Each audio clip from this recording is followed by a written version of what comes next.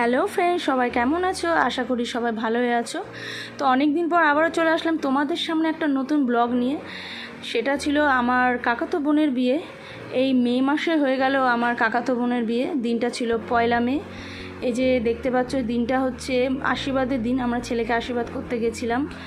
তো খুব ছোট করে বিয়ের অনুষ্ঠান করা হয়েছিল এবং রিসেপশনটা ছিল একটু বড় করে।